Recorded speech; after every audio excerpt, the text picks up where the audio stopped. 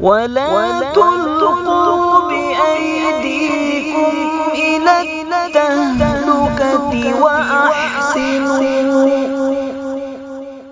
Subscribe to this channel and share among your friends for more religious, knowledge-rich and historic lessons, durus and tafsir. السلام علیکم ورحمۃ اللہ وبرکاتہ. نحمدہ ونصلی علی رسولہ الکریم، اما بعد. محترم سامعین و ناظرین، 26ویں پارے کی ابتدا سورۃ الاحقاف سے ہوتی ہے. سورۃ الاحقاف، اللہ رب العزت نے اس سورت میں قرآن کریم کی حقانیت کو، توحید اور حشر کے دلائل کو بیان فرمایا ہے.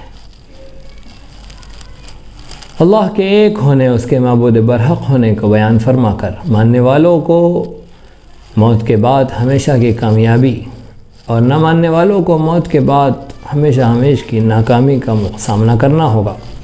بتوں کی پوجا کرنے والوں کو بتلایا گیا ہے کہ بتوں کے اندر کوئی حیثیت نہیں ہے، انتہائی بے بس و بے حیثیت، جو نہ سن سکتے ہیں، نہ جو بول سکتے ہیں، جو نہ کوئی تمہیں نقصان سے بچا سکتے ہیں، نہ تمہیں نفع پہنچا سکتے ہیں، تمہاری دعاؤں کو سن نہیں سکتے.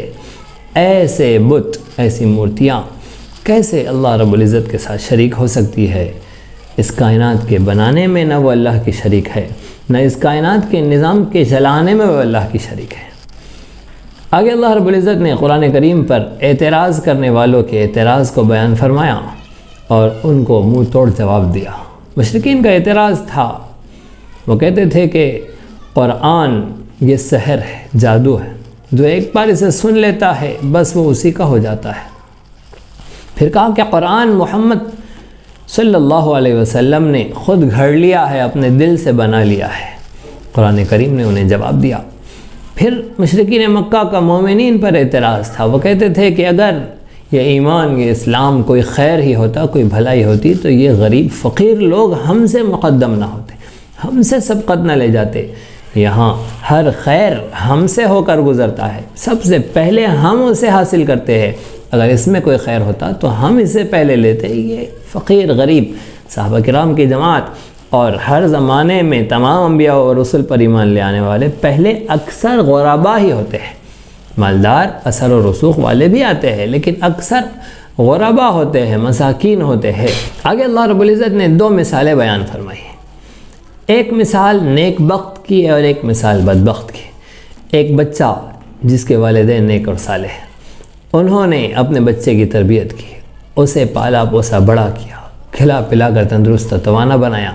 جب وہ بڑا ہوا تو وہ اللہ کی عبادت کرنے لگا، اس کے ذکر و تلاوت کرنے لگا، اس کی یاد میں، اس کی اطاعت و فرمانبرداری میں مصروف رہنے لگا.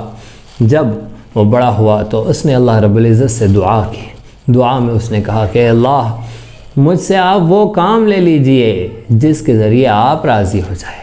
اس نے دعا کی کہ اللہ میرے گناہوں کو بخش دیجئے، معاف کر دیجئے. اس نے کہا کہ مجھے نیک اور صالح اولاد عطا فرمائیے. دوسرے بچے کی مثال دی کہ جس کے والدین نے اسے پالا پوسا بڑا کیا، اسے توحید کی دعوت دی، اسے سکھایا. اس نے کہا کہ آپ مجھے ایک اللہ کے ہونے کی دعوت دیتے ہو، آپ مجھ سے کہتے ہو کہ انسان مر جانے کے بعد پھر دوبارہ اٹھیں گا اور اس سے اس کی زندگی کا حساب و کتاب لیا جائے گا، ہر بول کا، ہر عمل کا، ہر کام کا حساب لیا جائے گا. یہ کیسے ممکن ہو سکتا ہے؟ میں کیسے مانوں؟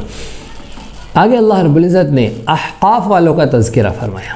احقاف ریت کے ٹیلے والے، قوم عاد، حضرت ہود علیہ السلام کی قوم کا تذکرہ کیا کہ قوم ہود نے جب بہت زیادہ سرکشی کی اور نبی برحق حضرت ہود علیہ السلام کی نافرمانی کی، انہوں نے اللہ رب العزت کے حکم سے عذاب کے آنے کی خوشخبری سنا دی. بس سخت گرمی اور سوکھا ان کو لاحق ہوا، اور حالت یہ تھی کہ نہ پانی تھا نہ ٹھنڈی ہوا تھی.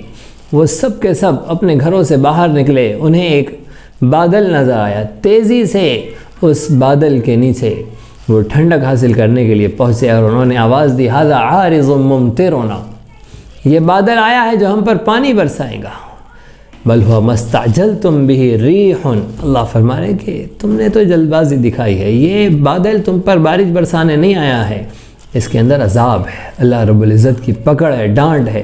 لہذا وہ قوم اللہ رب العزت کی عذاب کا شکار ہوئی. اللہ رب العزت نے اپنی ایک مخلوق ہوا کو حکم دیا، اور قوم عاد بڑے جسم و جثوں والی، بڑی ڈیل ڈول والی، ان ہواؤں نے ان عاد کے کفار کو ہواؤں میں اٹھایا اور آسمانوں پر لے جا کر ان کی کھوپڑیوں کو ٹکرا دیا۔ وہ ایسے اڑ رہے تھے جیسے کیڑے مکوڑے ہوتے ہیں، معمولی تنکے ہوتے ہیں۔ آخر میں اللہ رب العزت نے موت کے بعد دوبارہ اٹھائے جانے کو بیان فرمایا، اور رسول رحمت صلی اللہ علیہ وسلم سے فرمایا گیا کہ بس جیسے ماضی کے انبیاء و رسل نے، ان اولو العزم پیغمبروں نے صبر دکھایا ہے، آپ بھی صبر سے کام لیجئے۔ اللہ رب العزت نے جیسے ان کی مدد فرمائی ہے، آپ کی بھی مدد فرمائے گا۔ سورۃ الاحقاف کے بعد سورۃ محمد کی تلاوت کی جاتی ہے۔ سورۃ محمد، اللہ رب العزت نے اس کی ابتدا میں حضرت محمد مصطفیٰ صلی اللہ علیہ وسلم کا نام نامی، اسم گرامی محمد بیان فرمایا ہے، اس لیے سورت کا نام محمد ہے۔ 4 مقامات پر اللہ رب العزت نے اپنے محبوب صلی اللہ علیہ وسلم کا نام محمد قرآن مجید میں بیان فرمایا، اور ایک جگہ آپ کا نام ایک مبارک احمد بیان فرمایا گیا ہے۔ یہ سورت کا نام سورۃ القتال بھی ہے۔ اللہ رب العزت نے اس کے اندر قتال کے احکامات و مضامین بیان فرمائے۔ کفار و مشرکین جب مومنین پر مظالم ڈھاتے چلے گئے، اللہ رب العزت نے سورۃ الحج میں قتال کی اجازت دے دی۔ یہاں فرمایا گیا کہ جب 2 گروہ انسانوں کے ہو جائے، ایک شقی بدبخت کفار ظالم جابر، اور ایک طرف مومنین موحدین رب تعالی کی عبادت کرنے والے، اس وقت دونوں کے درمیان یقیناً معرکہ آرائی ہوگی، قتال ہوگا۔ مومنین سے کہا گیا کہ اب جب رب نے تمہیں حکم دے دیا ہے، اجازت دے دی ہے قتال کی، تو اب جہاں تمہیں کافر ملے ان کی گردنیں اڑاؤ، ان کی گردنوں پر فَاضْرِبُوا فَوْقَ الْأَعْنَاقِ وَاضْرِبُوا مِنْهُمْ كُلَّ بَنَانٍ، ان کی ایک ایک پورے پر، ایک ایک انگلی کے ایک ایک حصے پر، ان کی گردنوں پر مارو، انہیں قتل کرو اور زوروں سے قتل کرو، اور اس کے بعد جو باقی بچ جائے ان کو قید کر دو۔ پھر قیدیوں کے ساتھ کیا معاملہ اختیار کرنا ہے اس کے بارے میں بیان فرمایا کہ اگر اسلامی شریعت کی حکمت و مصلحت ہو، مسلمانوں کی مصلحت ہو، تو انہیں احسان کرتے ہوئے آزاد کر دیا جائے، قیدیوں کو احسان کرتے ہوئے آزاد کر دیا جائے۔ یہ نہیں تو پھر ان سے ان کی رقم لے کر، ان سے پیسہ لے کر انہیں آزاد کر دیا جائے، جزیہ لے کر آزاد کر دیا جائے۔ اس کے بعد اللہ رب العزت نے فرمایا کہ یہ بھی نہیں تو پھر انہیں قید کر دیا جائے، اور ان قیدیوں کو غلام اور باندی بنا دیا جائے۔ یہ حکم اس زمانے میں تھا جب کہ انسانوں کو غلام اور باندی بنانے کا رواج عام تھا، ساری دنیا بھر میں یہ ترتیب چلتی تھی۔ مذہب اسلام نے بھی حکم دیا کہ اب ان قیدیوں کو غلام بنا لو، اور جب وہ غلام اور باندی اور لونڈی بن جائے تو پھر ان کے ساتھ اخلاق کا رویہ اختیار کرو، ان پر احسان کرو، وہ سارے حقوق جو دنیا نے غلاموں کے پامال کر رکھے ہیں انہیں وہ حقوق دو، ان کے ساتھ احسان کا، نرمی کا، محبت کا معاملہ کرو، تاکہ ان غلاموں کو پتہ چلے کہ جن کے ہاتھوں میں وہ بے بس و بے کس لاچار پڑے ہوئے ہیں، ان کے آقاؤں نے انہیں انسانیت کے پورے حقوق عطا کیے ہیں، ان کے ساتھ شفقت، محبت اور عنایت کا معاملہ کیا ہے۔ دنیا کفر غلاموں کو انسان ہی نہیں سمجھتی تھی، ان کے خون کی کوئی حیثیت نہیں تھی۔ مسلمانوں نے غلاموں کے خون کو وہی وقار عطا کیا جو عام آزاد انسانوں کے خون کا ہوتا تھا، اور پھر ان غلاموں کے ساتھ ہمدردی و خیرخواہی کا رویہ اختیار کیا۔ مذہب اسلام نے جہاں جہاں نیکی کے مصارف بیان فرمائے، یہ کرنے پر یہ ثواب اور وہ کرنے پر وہ ثواب، وہاں پر غلام کے آزاد کرنے کے بھی ثواب بیان فرمائے کہ اگر تم اتنی نیکیاں کر لو تو تمہیں ایک غلام آزاد کرنے کا ثواب، یہ جرم، یہ غلطی ہو جائے تو اس کے بدلے میں غلام آزاد کر دو۔ حضرت عبد الرحمن بن عوف رضی اللہ عنہ جلیل القدر صحابی رسول ہے، انہوں نے اپنی حیات مبارکہ میں 30,000 غلاموں کو خرید کر آزاد فرمایا۔ یہ اسلام کا نمونہ تھا، یہ اسلام کی انسانیت تھی کہ اسلام نے غلامی کے نظام کو ختم کیا ہے۔ جہاد و قتال کی عظمت و فضیلت بیان فرمائی، رب کی مدد و نصرت کے حاصل کرنے کا ذریعہ قتال کو بیان فرمایا۔ اس طرح سے آگے فرمایا کہ مومن اور منافق جب قتال کا نام سنتے ہیں تو ان کی کیا کیفیت ہوتی ہے۔ مومنین جب قتال کے بارے میں سنتے ہیں تو ان کے ایمان میں اضافہ ہو جاتا ہے اور وہ مضبوط ہو جاتے ہیں، اور رب تعالیٰ کے احکامات پر اپنے جان و مال کی قربانی کے ساتھ، شہادت کے شوق کے جذبے کے ساتھ میں اتر آتے ہیں۔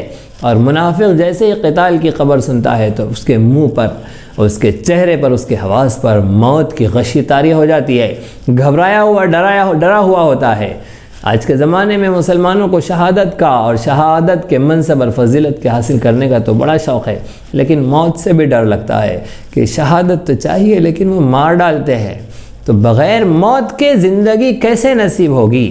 شہادت کا حقیقی جذبہ و شوق پیدا کرنا چاہیے۔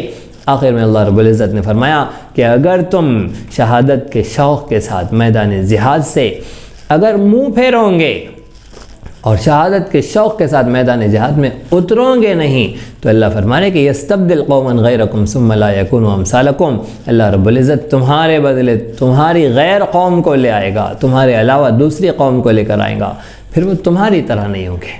لہذا مومنین تبدیلی قوم کی اس وارننگ سے سبق حاصل کرے اور اپنی جان و مال کو رب تعالیٰ کے دین پر قربان کر دے۔ جب مال کی ضرورت پڑے تو مال پیش کر دے، جب جان کی ضرورت پڑے جان پیش کر دے، جب آل اولاد کی ضرورت پیش آئے اللہ کے دین کو تو اپنی آل اولاد کو پیش کر دے۔ یہ سورۃ محمد کے مضامین تھے۔ آگے اللہ رب العزت نے سورۃ الفتح کی ابتدا کی ہے۔ سورۃ الفتح بڑی خوبصورت سورت ہے۔ رسول رحمت صلی اللہ علیہ وسلم نے اس سورت کے بارے میں بیان فرمایا۔ حضرت عمر فاروق رضی اللہ عنہ راوی ہے، فرماتے ہیں کہ اللہ کے نبی نے فرمایا کہ یہ ایسی سورت مجھ پر آج نازل ہوئی ہے جو مجھے دنیا و مافیہ سے بہتر ہے، دنیا اور اس کے اندر جو کچھ ہے ان سب سے بہتر، ان سب سے پسندیدہ مجھے یہ سورت ہے۔ سورۃ الفتح، اس کے اندر فتح کا تذکرہ ہے، ایک کھلی فتح کا تذکرہ ہے، اس لیے اس سورت کا نام سورۃ الفتح رکھا گیا۔ اس سورت کے مضامین کو سمجھنے کے لیے صلح حدیبیہ اور بیعت رضوان کے واقعے کو جاننا ضروری ہے۔ یہ سورت صلح حدیبیہ سے واپسی پر نازل ہوئی ہے۔ رسول رحمت صلی اللہ علیہ وسلم نے مدینہ منورہ میں خواب دیکھا۔ خواب میں آپ نے دیکھا 6 ہجری کا یہ واقعہ۔ آپ نے خواب میں دیکھا کہ آپ مکہ مکرمہ میں داخل ہوئے اور آپ نے طواف کیا۔ آپ مسجد میں آئے، آپ نے صحابہ کو اپنا خواب سنایا۔ صحابہ جانتے تھے کہ نبی کا خواب وہی ہوتا ہے، حق ہوتا ہے۔ بس اس خواب کی تعبیر کی خواہش میں حضرت صحابہ کرام رضی اللہ عنہ اجمعین نے نیت کر لی اور عزم و حوصلہ بن گیا کہ اب ہم مکہ جائیں گے اور عمرہ کریں گے۔ رسول رحمت صلی اللہ علیہ وسلم کی سرپرستی میں ذی القعدہ کے مہینے میں حضرت صحابہ کرام رضی اللہ عنہ اجمعین مدینے سے مکے کی طرف روانہ ہوئے۔ درمیان میں جب پہنچے تو ایک شخص نے اگر کہا کہ مکے والوں کو آپ کے آنے کی خبر ہو گئی ہے اور وہ پوری طرح سے جنگ کی تیاری میں مصروف ہے۔ حضرت رسول کریم صلی اللہ علیہ وسلم نے حضرت عثمان بن عفان رضی اللہ عنہ کو بھیجا کہ جاؤ اور جا کر ان سے کہو کہ ہمارا کوئی جنگ کا ارادہ نہیں ہے، ہم آئیں گے اور عمرہ کریں گے، طواف کریں گے اور نکل جائیں گے، بس اس ارادے سے ہم آئے ہیں۔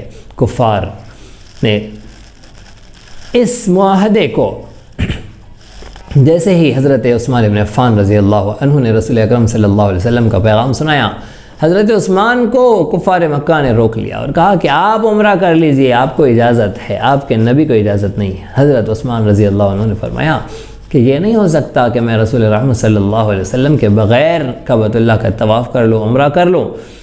مشرکین مکہ نے ایک افواہ پھیلا دی، مسلمانوں تک خبر پہنچی کہ حضرت عثمان رضی اللہ عنہ شہید کر دیے گئے۔ رسول اکرم صلی اللہ علیہ وسلم ایک درخت کے نیچے بیٹھے تھے، آپ نے اپنا ہاتھ رکھا اور مسلمانوں سے قسم لی شہادت اور فتح پر کہ دیکھو آج ہم عثمان کے خون کا بدلہ لے کر رہیں گے۔ کون کون تیار ہے اس بات پر کہ پیٹ پھیر کر بھاگیں گا نہیں، موت سے بھاگیں گا نہیں، جہاد کے لیے کون کون تیار ہے؟ سارے صحابہ نے حضرت رسول کریم صلی اللہ علیہ وسلم کے ہاتھ پر ہاتھ رکھ کر بیعت کی۔ اللہ رب العزت کو بیعت بڑی پسند آئی ہے۔ اللہ نے اس بیعت کرنے والوں کے لیے اپنی رضا و خوشنودی کا پروانہ پیش کیا۔ پیارے آقا صلی اللہ علیہ وسلم نے سارے صحابہ کا ہاتھ رکھ دینے کے بعد اپنا دوسرا ہاتھ سب کے اوپر رکھا اور فرمایا کہ یہ عثمان کا ہاتھ ہے۔ اللہ رب العزت نے اس بیعت کے بارے میں فرمایا کہ اے نبی صلی اللہ علیہ وسلم، یہ آپ کے ہاتھ پر بیعت نہیں کر رہے ہیں، یہ اللہ کے ہاتھ پر بیعت کر رہے ہیں۔ تو اللہ نے اپنے نبی کے ہاتھ کو اپنا ہاتھ کہا اور رسول اللہ نے اپنے ہاتھ کو عثمان غنی کا ہاتھ کہا۔ غرض یہ کہ اللہ رب العزت نے سورۃ الفتح کے اندر صلح حدیبیہ اور بیعت الرضوان کا تذکرہ کیا۔ اس پر پھر پتہ چلا کہ وہ خبر افواہ تھی، غلط تھی۔ حضرت عثمان رضی اللہ عنہ واپس آ رہے ہیں۔ کفار مکہ کی طرف سے ان کے ایک قاصد رسول اکرم صلی اللہ علیہ وسلم کے پاس آئے، سہیل ابن عمر۔ رسول اکرم صلی اللہ علیہ وسلم نے جیسے ہی دیکھا حضرت سہیل کو تو فرمایا قد سہل الامر بس اب معاملہ آسان ہو گیا ہے. سہیل آئے ہیں, سہولت لے کر آئے ہیں, نیک شگون رسول اکرم صلی اللہ علیہ وسلم نے لیا.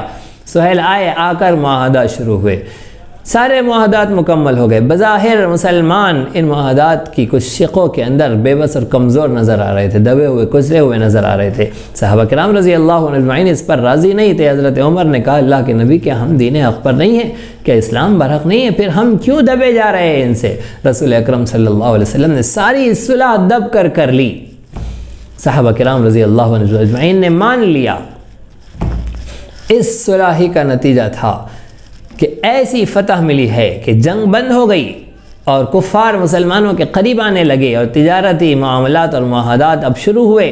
مسلمانوں کے اخلاق, مسلمانوں کی سچائی, امانتداری, وفاشیاری کو دیکھ کر کفار یہ سوچنے پر مجبور ہو گئے کہ یہ کوئی اندرونی طاقت ہے, یہ کوئی روحانی طاقت ہے جس کا اتنا خوبصورت نتیجہ ہے کہ یہ دنیا کی مادیت سے متاثر نہیں ہو رہے ہیں. ان کے دلوں میں ایمان کی عظمت و وقعت گھر کر گئی اور ایک بڑی تعداد مسلمانوں کی ہوئی. صلح حدیبیہ کے وقت صحابہ 1400 کی تعداد میں رسول اکرم صلی اللہ علیہ وسلم کے پاس آئے تھے. صلح کفار ہی نے ختم کی اور 8 ہجری میں جب فتح مکہ ہوا ہے تو رسول رحمت صلی اللہ علیہ وسلم 10,000 صحابہ کے لشکر میں فتح مکہ میں داخل, فتح مکہ المکرمہ میں داخل ہوئے ہیں. یہ شان اس صلح کی تھی, اسی لیے قرآن مجید نے اسے انا فتحنا لک فتحا مبینا, فتح مبین کہا ہے. آگے اللہ رب العزت نے غلبہ دین کا تذکرہ فرمایا ہے کہ اللہ نے اپنے محبوب صلی اللہ علیہ وسلم کو اس لیے مبعوث کیا ہے کہ یہ محنت و کوشش کرے اور دین اسلام کو تمام ادیان باطلہ پر غالب کر دے. اور پھر صحابہ کرام رضی اللہ عنہ اجمعین کی صفات بیان فرمائی کہ یہ آپس میں مہربان ہے, رحماء بینہم, اور کہا اشداء علی الکفار, یہ کافروں پر سخت ہے, آپس میں مہربان ہیں, نمازیں پڑھنے والے, سجدے کرنے والے, ان کی پیشانیوں پر سجدے کے نشان ہیں, یہ اپنے رب کی رضا کے حصول کے لیے کوشش و محنت کرنے والے ہیں. صحابہ کرام رضی اللہ عنہ اجمعین کی صفات بیان فرمائی. اس کے بعد سورۃ الحجرات پیش کی جاتی ہے. سورۃ الحجرات جو کہ نہایت ہی خوبصورت سورت ہے.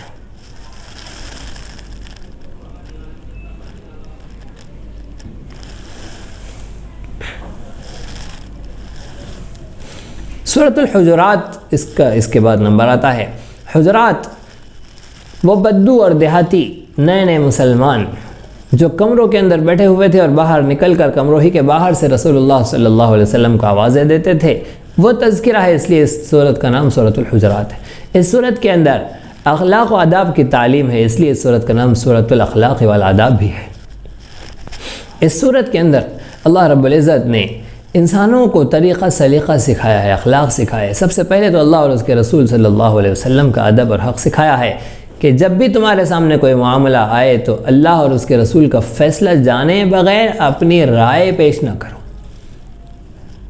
اسی طرح سے افواہوں پر دھیان مت دو. جب تمہیں کوئی خبر کسی سے ملے تو اس خبر کی پوری تحقیق کرو. بلا کسی تحقیق کے اپنی رائے قائم کر دینے پر, اٹھ کھڑے ہونے پر بہت ممکن ہے کہ معاملہ قتال اور قتل و غارت گری اور فتنہ فساد تک نہ پہنچ جائے. لہٰذا تحقیق کر لو. اسی طرح سے کہا گیا کہ صحابہ کرام رضی اللہ عنہ اجمعین کے دلوں میں اللہ رب العزت نے ایمان کی محبت ڈال دی, ان کے دل کو ایمان سے مزین کر دیا, ان کے دلوں میں کفر کی, نفاق کی نفرت بھر دی اور پاکیزہ و منزہ بنا دیا. یہ حضرات صحابہ کرام رضی اللہ عنہ اجمعین کی تعریف کی. پھر کہا کہ مسلمان آپس میں بھائی بھائی ہے, مسلمانوں کے درمیان اگر اختلاف و انتشار ہو جائے تو تم ان کے درمیان صلح کراؤ, لڑائی جھگڑے کو ختم کراؤ, یہ اللہ رب العزت کو بہت پسند ہے.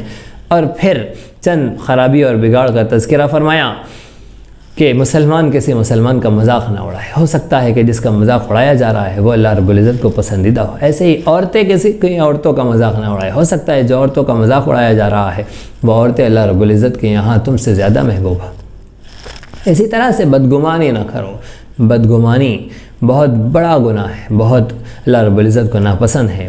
اسی طرح سے فرمایا کہ کسی کی ٹوہ میں نہ پڑو, کسی کے عیبوں کو تلاش کرنے کے پیچھے نہ چلاؤ. پھر آگے فرمایا کہ عیب مل جائے تو پھر اس کی غیبتوں کے اندر مبتلا نہ ہو جاؤ, ایک دوسرے کی غیبتوں کے اندر نہ پڑ جاؤ. اس طرح سے مسلمانوں کے اخلاق و آداب اور ان کو صحیح تعلیم دی اور فرمایا کہ آپسی نفرت و عداوتوں کدورتوں کا ایک سبب یہ بھی ہوتا ہے کہ مسلمانوں کو آپس میں خاندانی رقابت اور خاندان کی اونچ نیچ کا غرور اور تکبر ہوتا ہے۔ قرآن نے کہا کہ حسب نسب صرف جان پہچان کے لیے ہے، مقام اور مرتبہ تو تقوی کی بنیاد پر متعین ہوتا ہے، جس کے اندر جتنا تقوی ہے وہ اللہ رب العزت کو اتنا زیادہ پسندیدہ ہے۔ سورۃ القاف کی تلاوت ہوتی ہے۔ سورۃ القاف کے اندر اللہ رب العزت نے اسلام کے بنیادی احکامات بیان فرمائے ہیں۔ رسول رحمت صلی اللہ علیہ وسلم جمعہ اور عیدین کے خطبوں میں سورۃ القاف کی تلاوت فرمایا کرتے تھے۔ اس کے اندر اللہ رب العزت نے توحید کے مضامین بیان فرمائے، آخرت کے مضامین فرمائے، رسالت کے مضامین بیان فرمائے، اور وہ ساری بنیادیں جو اسلام کا ڈھانچہ، اسلام کی بنیاد ہے، وہ سب چیزیں اس کے اندر اللہ رب العزت نے بیان فرمائیں۔ آگے سورۃ الذاریات ہے۔ سورۃ الذاریات میں فرشتوں کی قسم کھائی گئی، آسمان کی قسم کھائی گئی۔ اللہ رب العزت نے اپنی قدرت کی نشانیاں بیان فرمائی۔ دیکھو زمین اللہ کی قدرت کی نشانی ہے کہ کیسی اللہ رب العزت نے بنائی، گول ہے لیکن چلنے پھرنے کے لیے ایسی ہے جیسے بچھی ہوئی ہے۔ اس کے اندر پہاڑ بھی ہے، اس کے اندر راستے بھی ہے، اس کے اندر چشمے بھی ہے۔ اللہ رب العزت نے انسانی ضروریات کی معدنیات، لوہا، ذخائر اس کے اندر رکھ دیے ہیں۔ دوسری نشانی اللہ کی قدرت کی خود انسان ہے۔ انسان کو دیکھو کہ انسان کو اللہ نے کیسا بنایا، اس کے سر بنایا، آنکھیں بنائی، ناک بنائی، منہ بنائی، زبان بنائی۔ اللہ رب العزت نے اس کے اندر، جسم کے اندر رگوں کا جال بچھا دیا، اس کے اندر خون کا دوران بنا دیا، اسے دل دماغ عطا کیے، ہاتھ پاؤں عطا کیے، سوچنے کے لیے، سمجھنے کے لیے۔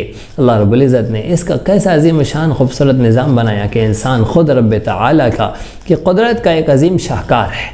اسی طرح سے سورۃ الذاریات چل رہی ہے۔ 26ویں پارے کے آخر میں اللہ رب العزت نے حضرت ابراہیم علیہ السلام کا تذکرہ فرمایا۔ قوم لوط پر جب عذاب کے لیے حضرت ابراہیم علیہ السلام کے پاس فرشتے آئے تو حضرت ابراہیم علیہ السلام نے اپنی عادت کے مطابق جانور ذبح کیا اور مہمانوں کے اکرام کے لیے ان کے سامنے پیش کر دیا۔ 26واں پارہ مکمل ہوا۔ سورۃ الذاریات کے اگلے مضامین آئندہ پیش کیے جائیں گے۔ اسی طرح دینی، علمی، اصلاحی اور تاریخی دروس و بیانات سے استفادے کے لیے آپ کے اس چینل کو لائک، شیئر اور سبسکرائب کریں۔ یہ نغمہ حور جنت ہے، یہ ساز تم کو بلا رہا